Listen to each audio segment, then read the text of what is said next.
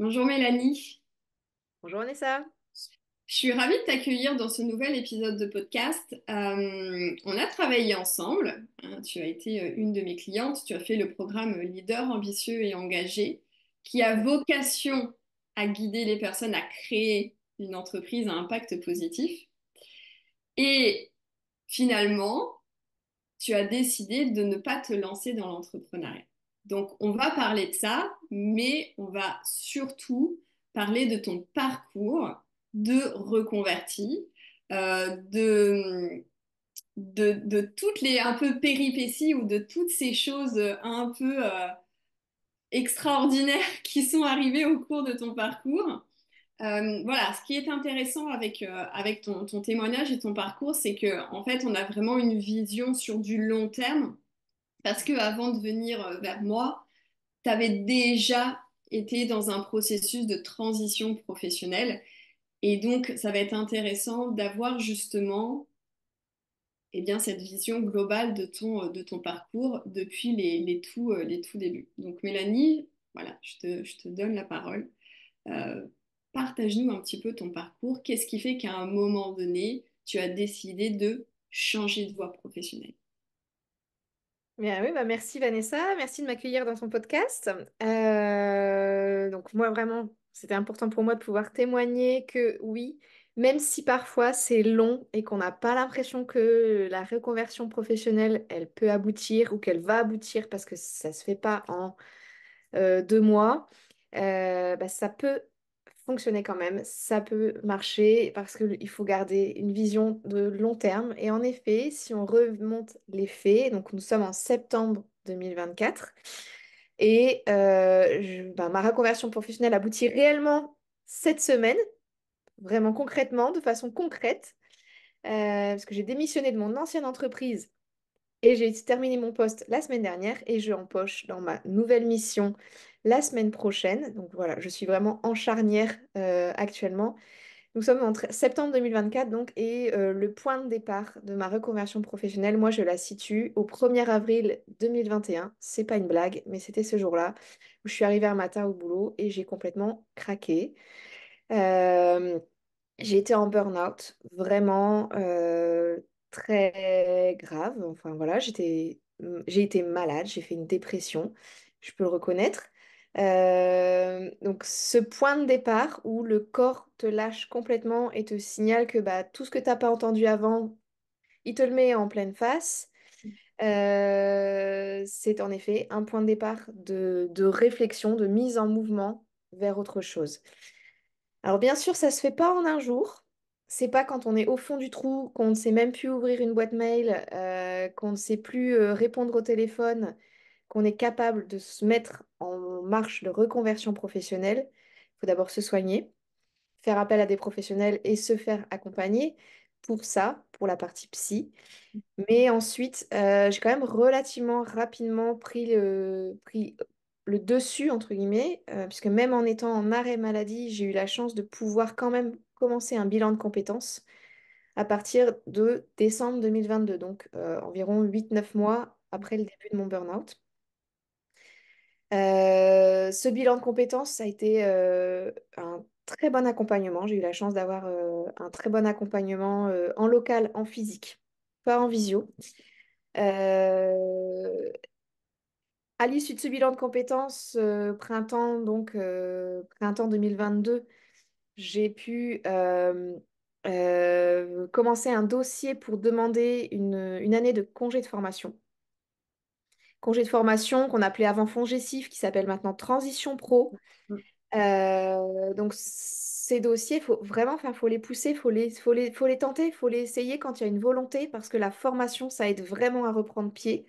Surtout quand on est dans un état de burn-out comme moi, où c'était à la fois une formation parce que j'avais dessiné une vision vers quoi je voulais aller. Donc c'était, moi je suis conseillère bancaire donc depuis 10 ans maintenant, et je voulais repartir dans la communication, donc vraiment deux mondes complètement différents. Et cette formation, c'était à la fois une vision de long terme sur une reconversion professionnelle, mais aussi une thérapie, clairement, pour me remettre, me redonner confiance et me remettre dans une dynamique de travail avec des horaires fixes, pas un arrêt maladie de longue durée.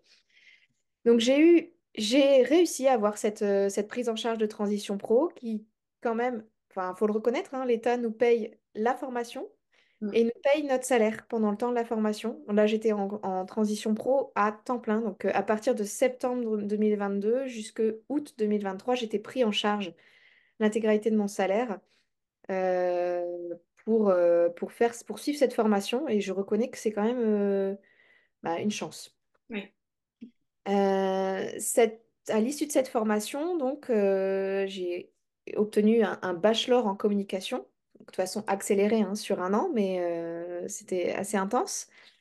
Et à l'issue de cette formation, bah, j'avais pas vraiment le choix, j'étais plus en état médical, disons, de justifier un arrêt maladie pour pas reprendre mon poste. Donc soit je démissionnais, soit je repartais dans mon emploi au Crédit Agricole, pour pas le nommer. Euh, Ça a été pour moi aussi thérapeutique de reprendre mon poste de conseillère bancaire. Donc à partir de septembre 2023, j'ai remis les pieds dans l'entreprise, dans la même agence où j'avais fait mon burn-out. Ça a été une belle thérapie aussi de reprendre ce poste. Mais je ne voulais pas reprendre mon ancien poste sans garder cette dynamique de transition professionnelle qui restait au fond quand même une volonté, une vraie volonté. Donc c'est là que tu es arrivé dans ma vie. Parce que j'avais repéré du coup tes contenus sur Instagram déjà plusieurs mois avant. On avait déjà échangé, etc. Et j'ai intégré donc le programme Leader ambitieux et engagé en août 2023, enfin juste au moment où j'ai repris mon poste au Crédit Agricole. Et ça a été pour moi, c'était une façon à la fois de reprendre mon ancien travail, mais de me garder une vision du temps, de me bloquer du temps pour continuer à travailler ce projet professionnel. Et j'avais en effet à ce moment-là vraiment le désir de me lancer en tant que freelance ou auto-entrepreneur, enfin comme on veut, dans la communication. Donc, ce programme, vraiment, c'était sa structure. J'ai quitté le programme, donc j'ai fait les 6 mois. On a travaillé ensemble pendant 6 mois. J'ai quitté le programme, en effet, avec surprise pour toi. Bah non, finalement, c'est pas si mal le salariat. Je vais pas, je vais pas me lancer tout de suite. Alors ça, pour une coach, ça doit pas être facile à entendre, je peux le comprendre. Et puis bah, j'ai quand même une sécurité financière avec mon ancien job, etc. Enfin, finalement, j'ai repris mon poste, ça s'est bien passé avec ma manager. J'ai eu la chance d'être bien accompagnée aussi de ce côté-là.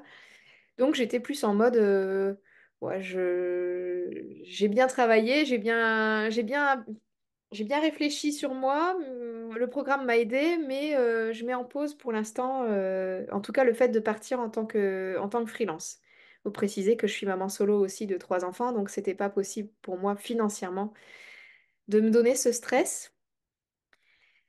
Donc ça s'est conclu comme ça, et puis finalement, je te rappelle quelques mois après en disant, bah en fait Vanessa, je démissionne du Crédit Agricole et je commence dans une nouvelle boîte en communication.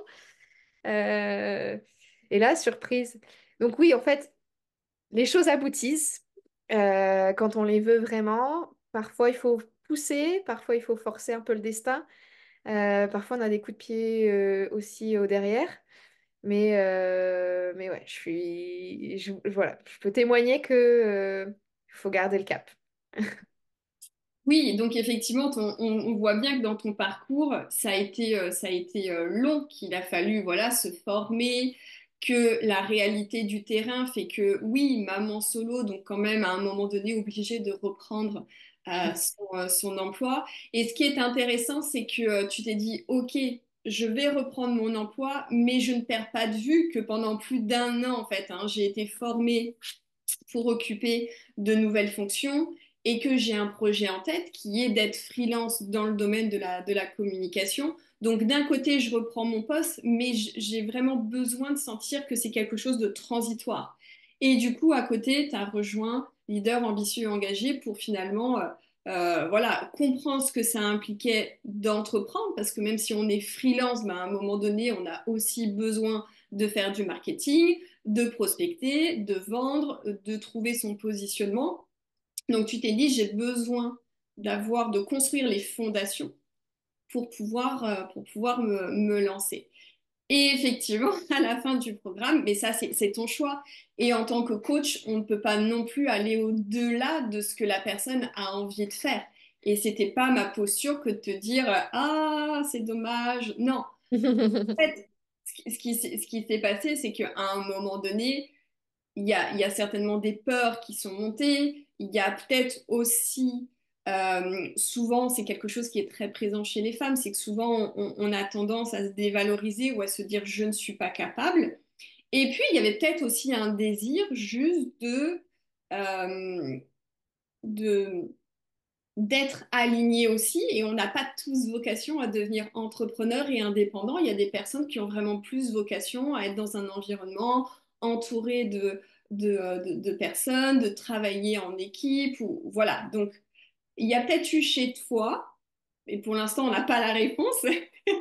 Il aurait fallu qu'on travaille ensemble, peut-être sur du one-to-one, mais voilà, il y a eu à un moment donné cette réflexion-là de dire bah, finalement, là où je suis, c'est pas si mal.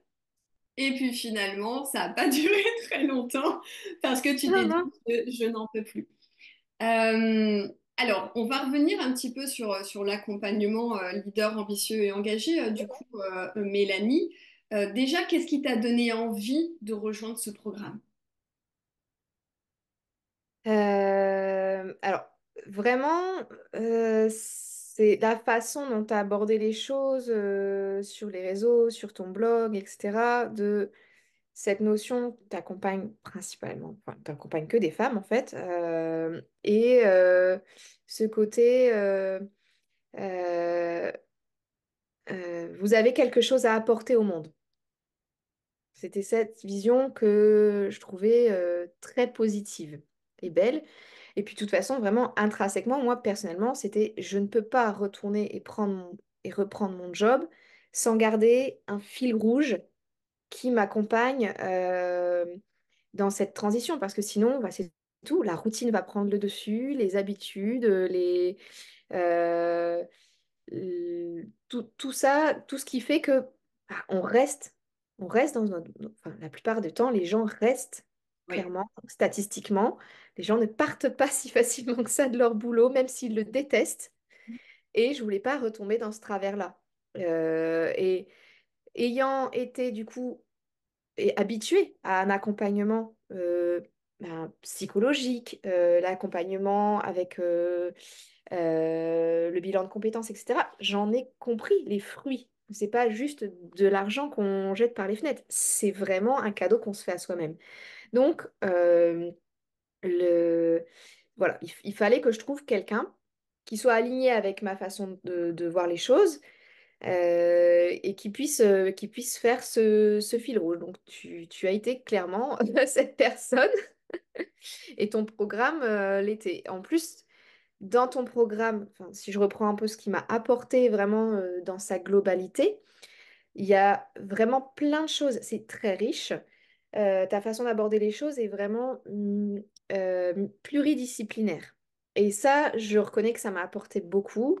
Moi, j'ai été nourrie par plein de connaissances que j'ai acquises dans ton programme, mais vraiment des compétences techniques, on va dire sur la façon de faire une étude de marché, la façon de travailler son positionnement, la façon de travailler son marketing. Même si j'ai fait des études en communication, bah, on n'est pas toujours au clair exactement de comment on va procéder. Et puis, avoir une vision extérieure, c'est super intéressant.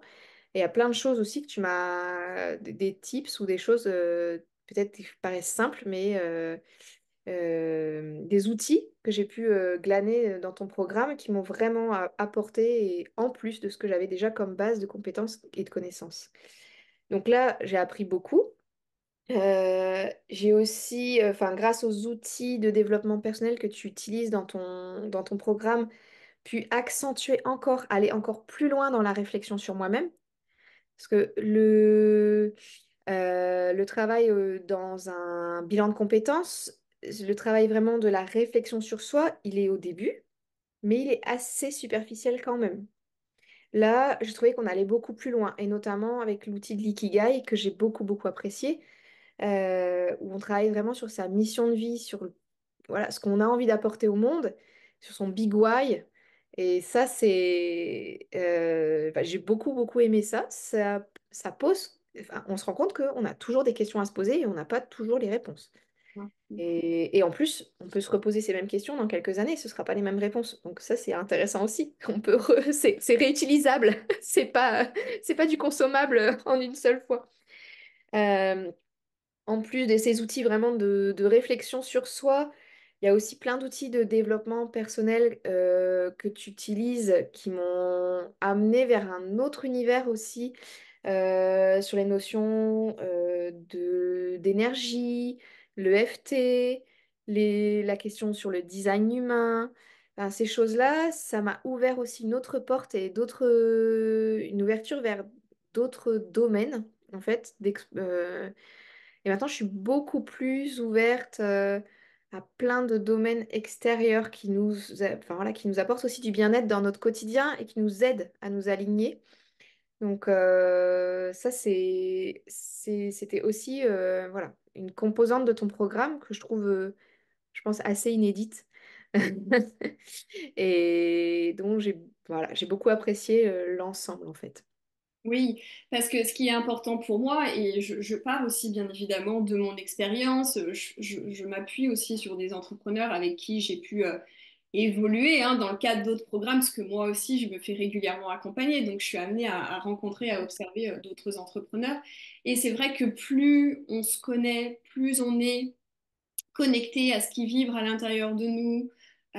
Et plus on est en capacité de créer des entreprises qui nous correspondent véritablement. Et du coup, en te partageant ça, je suis en train de me dire, c'est peut-être ça qui t'a amené à obtenir un poste qui te correspond vraiment à 100%. On en reparlera après. Ouais, ouais.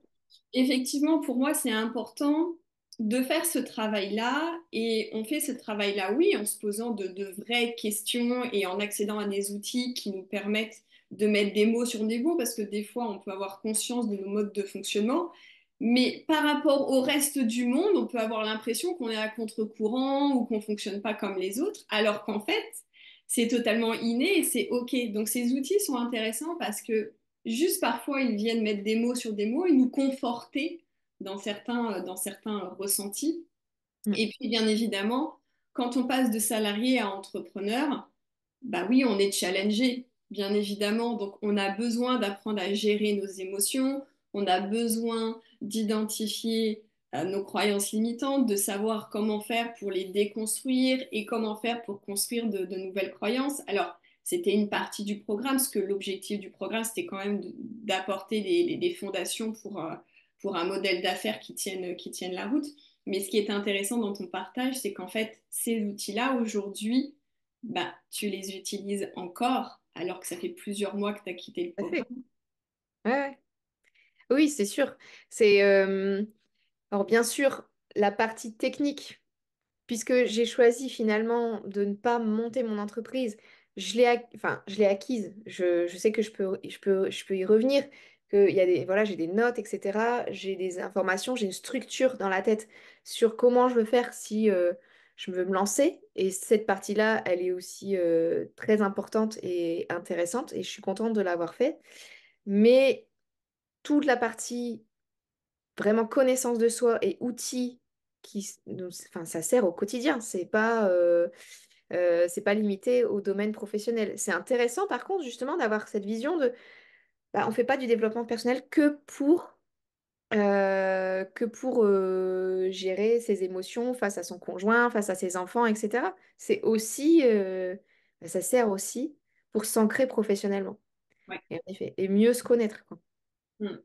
Et c'est vrai que non, non, ça m'a aidé. Et d'ailleurs, tout à l'heure, on disait, bah, il y a peut-être des questionnements que tu as eus ou des peurs qui sont remontées. Tout à fait. Enfin, j'ai eu des peurs, j'ai pu identifier des blocages que j'avais. Après, il y a des blocages qu'on choisit comment, de faire sauter. Puis il y en a certains où j'avais pas la force, où j'avais pas la capacité de le faire. Et puis aussi, je me suis rendu compte, en effet aussi, que même si le côté pression managériale, etc., j'avais du mal des fois à l'encaisser en termes de salariat. Par contre, le travail en équipe, c'est un truc hyper important pour moi. Et ça, c'est une des choses qui m'ont fait dire, bah non, tu vas pas te sentir bien si tu es seul le matin, que tu ouvres ton ordi et que tu es face à ton ordinateur et que tu es toute seule. Mm.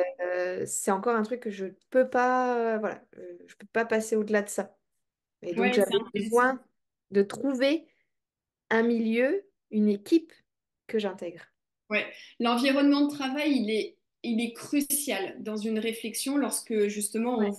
on veut se réinventer professionnellement. Et souvent, c'est quelque chose sur lequel on bute quand on veut se réinventer parce que certaines personnes aujourd'hui veulent plus d'autonomie, de flexibilité dans les organisations, mais les organisations, certaines, elles sont pas prêtes à ça. Et donc, on se dit, bah, si l'organisation ne me permet pas d'avoir plus de flexibilité ou d'autonomie, notamment en termes de gestion du temps, eh bien, je vais devenir entrepreneur. Et souvent, on fait le parallèle où on se dit, bah, comme ça, je vais gérer mon temps comme je veux. Mais ça veut dire que possiblement, je vais être souvent seule. Et donc, la réflexion que j'ai, ou souvent, c'est des questions que je vous pose, c'est aussi de vous dire, OK, mais ça veut dire quoi être entouré? Est-ce que le fait de travailler de temps en temps dans un espace de coworking, par exemple, ou est-ce que le fait d'être en relation avec des clients ou des clientes, est-ce que ça suffit? Et j'avais eu une très bonne réflexion avec une ancienne cliente où en fait elle me disait, bah non, pour moi, le collectif, c'est pas juste avoir des échanges par-ci, par-là. Mm. Le collectif, c'est être partie intégrante de quelque chose qui œuvre dans le même sens. Exactement. Mais j'ai exactement la même réflexion. C'est parce que j'ai un espace de coworking que j'apprécie, qui a 2 pas de chez moi, que je connais depuis longtemps, où justement j'ai fait mon bilan de compétences. Donc j'aurais pu me dire, ben non, de toute façon tu vas aller travailler à la station, ça va bien se passer, il y a plein de gens sympas et tout. Mais non, on travaille à côté, on ne travaille pas ensemble. Ça, c'est une notion aussi hyper importante pour moi, tu vois, et c'est aussi ça qui a fait ma décision à la fin du programme de dire non, je me lance pas parce que ce collectif, je l'aurai pas. Et tu vois, dans mon boulot de conseillère bancaire, on était quand même en plus j'étais dans une grosse agence disons, une équipe sur place de plus de 20 personnes et vraiment mon équipe de cœur de 12 personnes. Euh, on a chacun nos clients, on pourrait chacun fonctionner à l'individuel.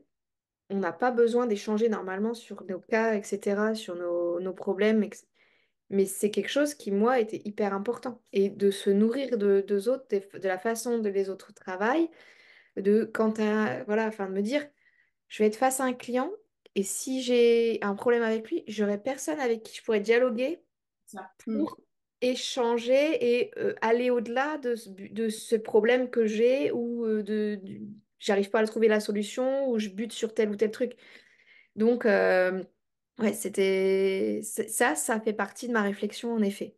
Ouais. D'où Donc, l'importance de vraiment bien se connaître et de savoir ouais. ce que l'on veut, de ce que l'on veut vraiment.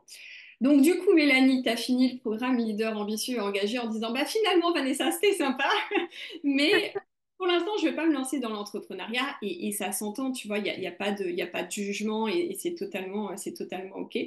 Pour autant, voilà, quelques mois plus tard, tu me dis, bon, écoute, en fait, je vais démissionner de ma boîte, j'ai trouvé un autre poste. Alors, qu'est-ce qui a fait cette bascule? Qu'est-ce qui a fait qu'à un moment donné, tu me dis, bon, finalement, je suis pas si mal là où je suis, je vais attendre, je verrai plus tard. Ah, je quitte mon entreprise, j'ai trouvé une nouvelle opportunité professionnelle. Ouais. Donc, ouais, c'est vrai que quand j'ai quitté le programme, ouais, je me souviens maintenant, euh, je suis partie en disant, pour l'instant, ça va. J'ai repris mon poste, ça se passe bien. J'ai repris mes habitudes, ça se passe bien. Je garde l'idée que je vais me lancer, mais je vais pas me lancer tout de suite.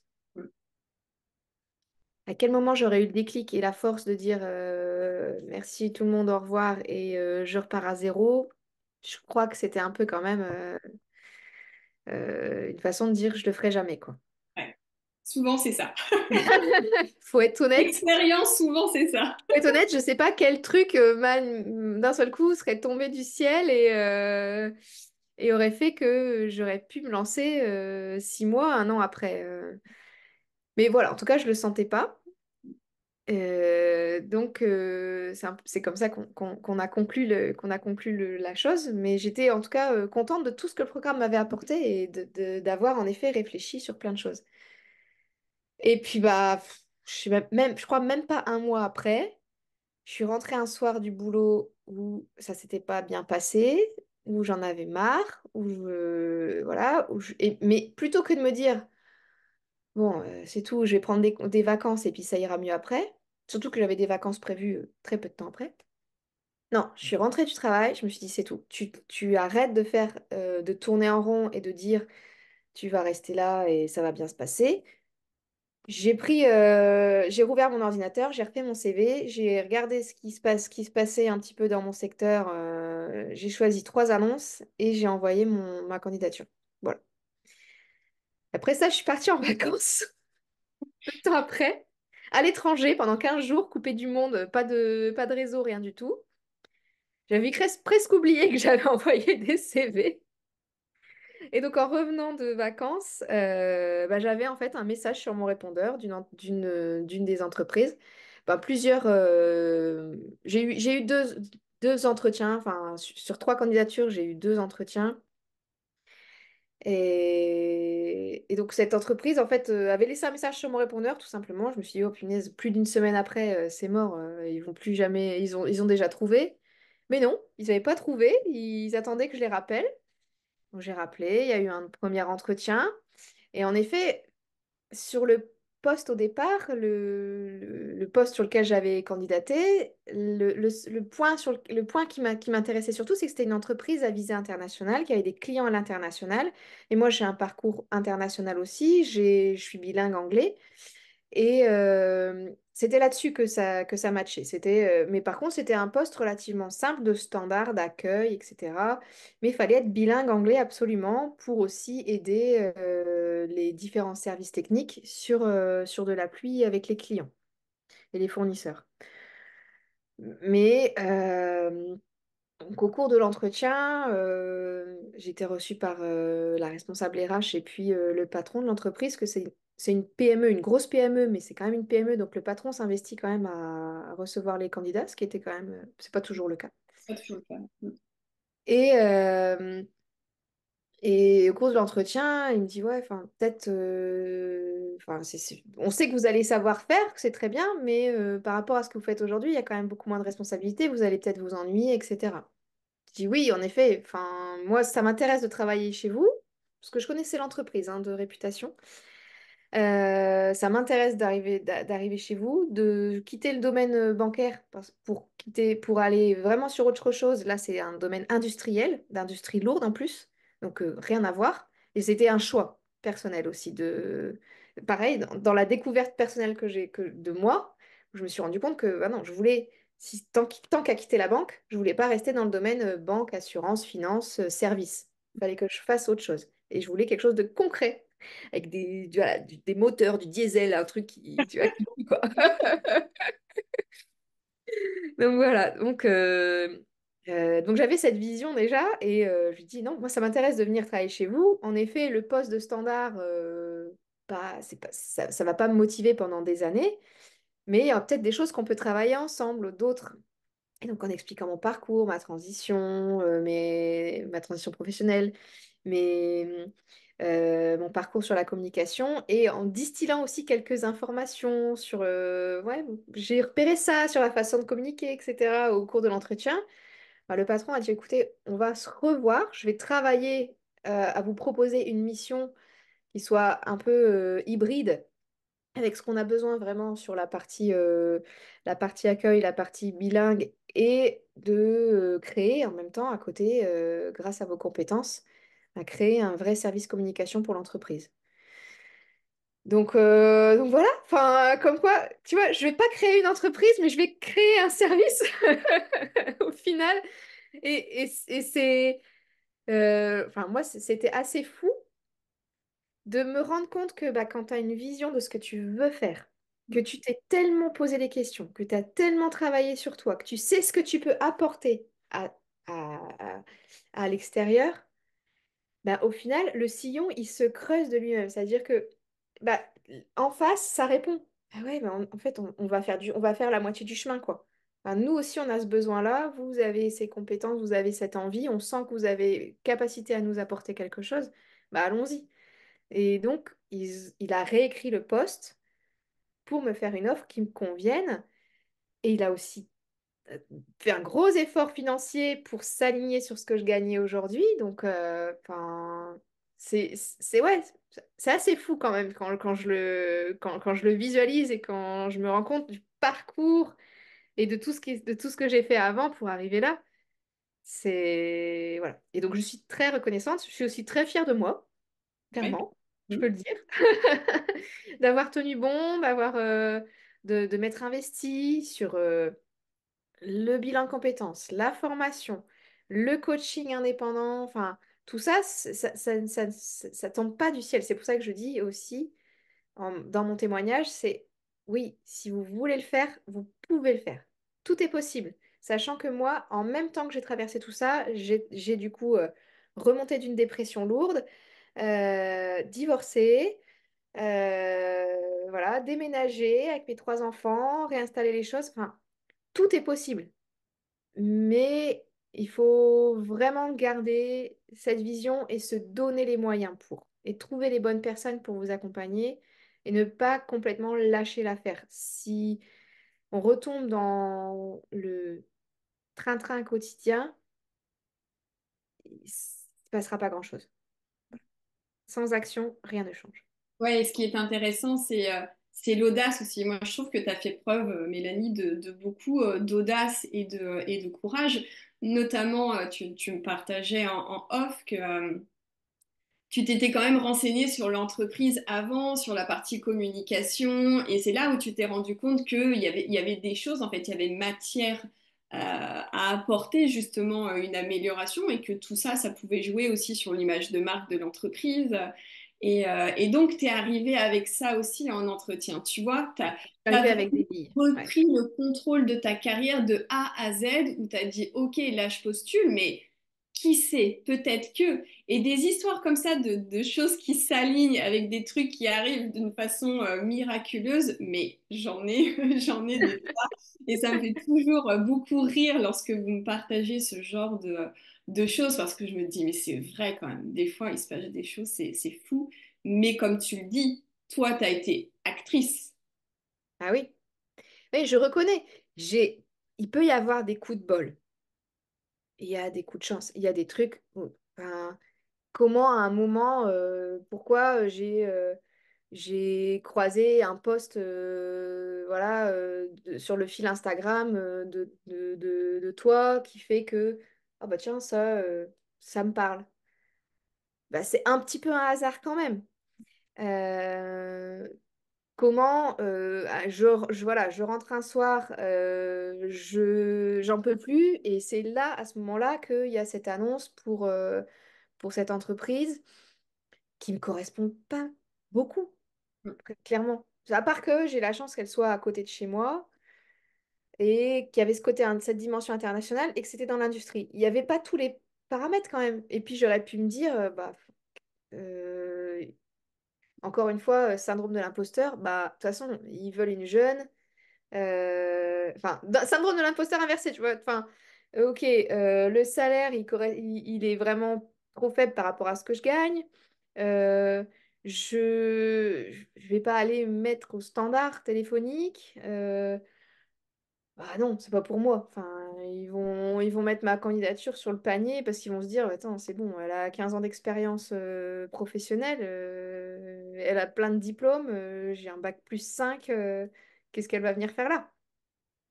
Ouais. Moi, je m'attendais presque à ça comme réponse, tu vois. Et au final, j'ai quand même osé, comme tu dis. J'ai osé. Et puis ça se présente, enfin, ça se passe. Et en même temps, voilà, la mission n'est plus la même que celle qui était dessinée sur le papier au départ. Donc oui, aussi, des fois, il faut imaginer qu'il peut y avoir une certaine souplesse derrière dans le recrutement. Ça, c'est une notion aussi que, du coup, que j'ai apprise, que j'ai comprise. Alors, c'est le cas pas dans les très grosses structures. Pas dans, je pense, dans les très, très grosses entreprises, c'est beaucoup plus compliqué. Et c'est un des problèmes, un des obstacles que justement j'ai rencontré en interne au Crédit Agricole, et c'est dommage. C'est-à-dire que, et je leur en ai fait part même en partant, c'est, ben, moi, j'ai ce bagage-là. Je connais parfaitement notre métier, je connais l'entreprise, je connais ce que c'est, je sais ce que c'est que travailler dans le réseau, mais par contre, pour postuler sur un poste du siège en communication, bah, il y a une barrière parce que j'ai pas telle ou telle bonne certification, etc. C'est dommage, quoi. C'est dommage. Ouais. Donc, voilà. Partir sur des structures un peu plus, de taille un peu moins grosse, il y a plus de souplesse, je pense, dans les postes et dans le recrutement. C'était aussi. Et dans le façonnage des postes. Voilà. Ouais, c'est ça. Et puis dans les évolutions possibles. Enfin, là, j'ai senti, en effet, là où je vais, que il y a, il y a une volonté aussi de s'adapter au profil des gens et de tirer le meilleur. Après, je verrai bien, hein, on peut toujours être déçu. Je fais pas de plan sur la comète. Je vais commencer la semaine prochaine. Je suis très heureuse d'y aller. J'y vais avec le sourire. Et encore une fois, pareil, quelque chose aussi dans ma reconversion professionnelle et un petit peu un pied de nez au burn-out que j'ai fait en 2021, c'est que j'ai quitté le Crédit Agricole avec le sourire. Et ça, c'est quelque chose d'hyper important aussi. Vraiment, je suis partie dans une phase où j'étais bien psychologiquement. Et je pense que c'est important, voilà, d'être bien dans ses baskets, de savoir où on veut aller euh, pour pouvoir négocier en effet au mieux cette transition professionnelle. Et ouais, c'était hyper important pour moi. Et voilà, de montrer que bah, si je pars de l'entreprise où j'ai fait mon burn-out avec le sourire, c'est que vraiment j'ai guéri, quoi. Ça, c'est une Ouais, belle phrase de fin et pour clôturer cet épisode. Mélanie, merci beaucoup pour ton ouais. partage riche et puis bah, je te souhaite le meilleur pour la suite. Merci, merci Vanessa. Toi aussi, et à toutes les femmes que tu accompagnes. Enfin voilà, allez-y, gardez le sourire et la vision de là où vous voulez aller, puis ça va se faire. Merci Mélanie.